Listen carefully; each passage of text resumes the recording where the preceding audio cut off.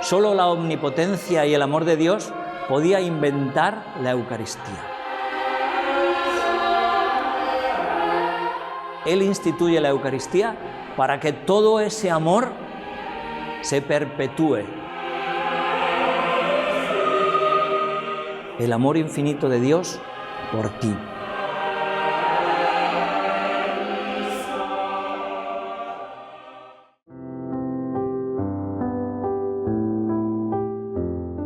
El Evangelio es el momento más alto de la liturgia de la palabra.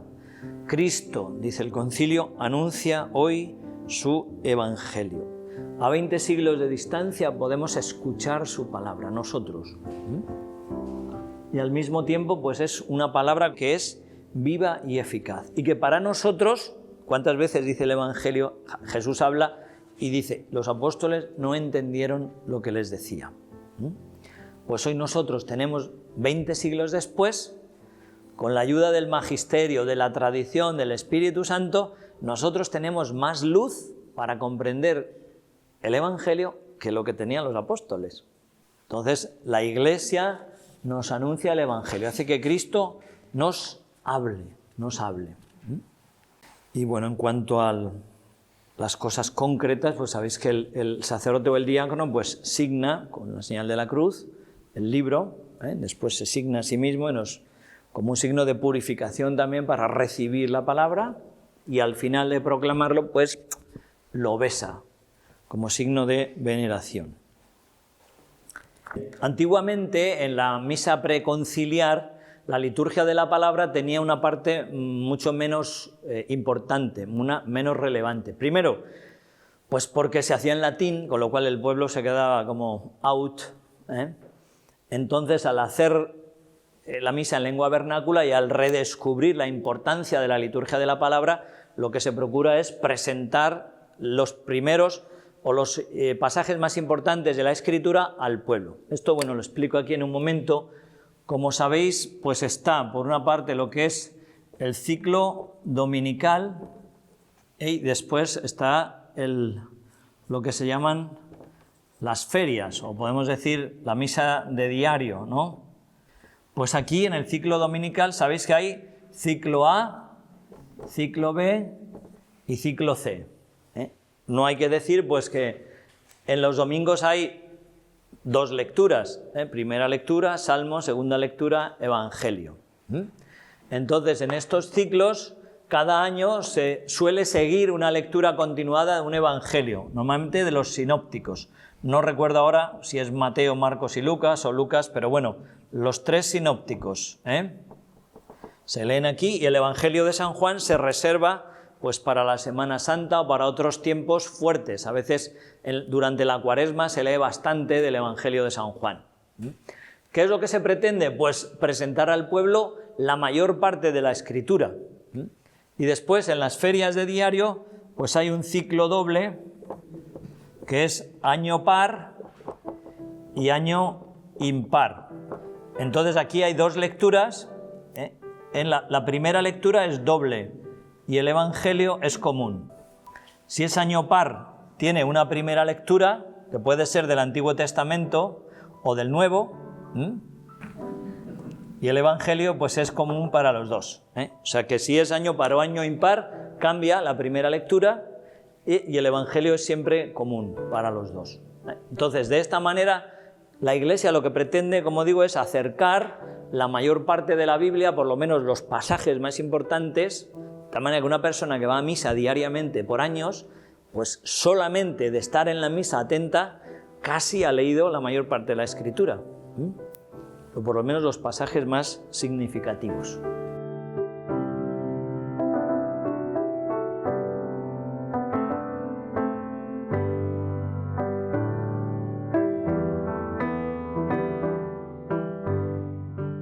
La homilía, y aquí vamos a acabar.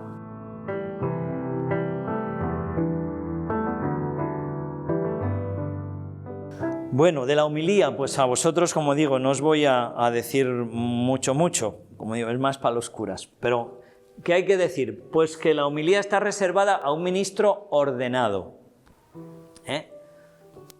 Obispo, presbítero o diácono.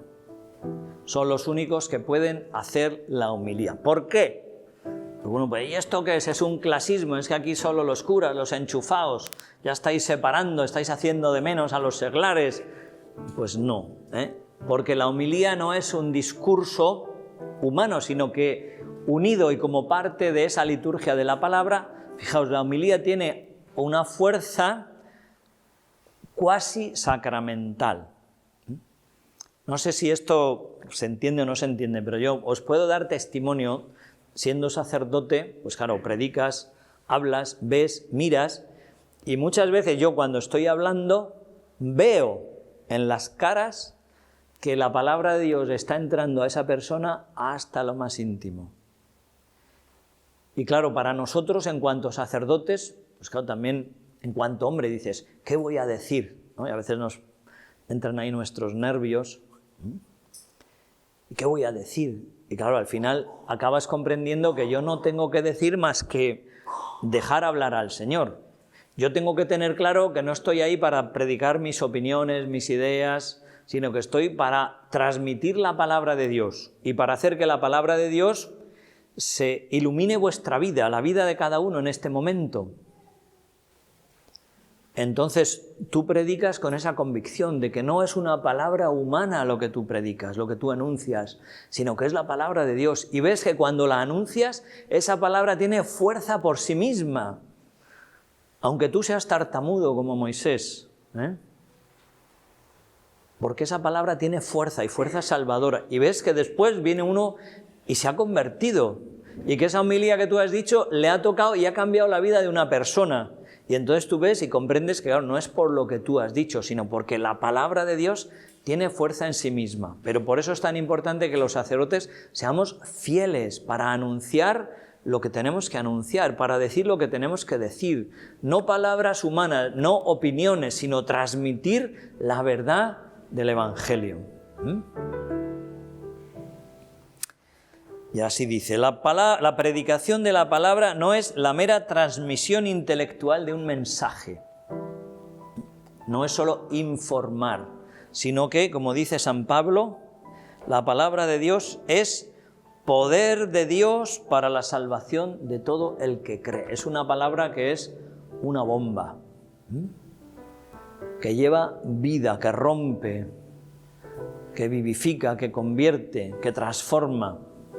Porque es palabra de Dios, porque es palabra viva, con una vida que es el Espíritu Santo. No es palabra muerta, no son sonidos, es una palabra eterna, que siempre tiene fuerza, que siempre tiene vida.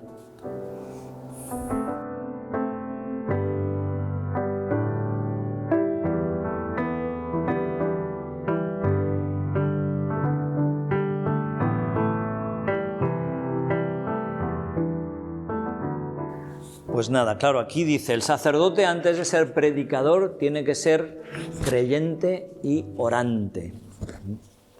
El sacerdote tiene primero que rezar,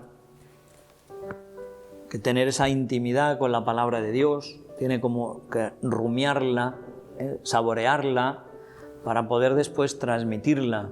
Y después intentar transmitirla con alegría, transmitirla con pasión, convencido de que esa palabra es vida eterna para él y para los que le escuchan. Entonces, yo estoy siempre convencido de esto, que también el pueblo nota cuando un sacerdote se cree lo que está predicando o no se lo cree. Se nota hasta en la manera de hablar. Y por eso, claro, el sacerdote tiene que ser también un hombre de oración. Y tiene que rumiar, digerir la palabra, tiene que ser un orante para poder después ser predicador de la palabra. La nueva evangelización pide un ardiente ministerio de la palabra. Ardiente, así como el padre Henry, ardiente. Hay que tener casi el extintor por si acaso sale ahí. Ardiente, integral, que no deje aspectos, que habla solo siempre de esto, de esto, de esto, y hay cosas de las que nunca habla.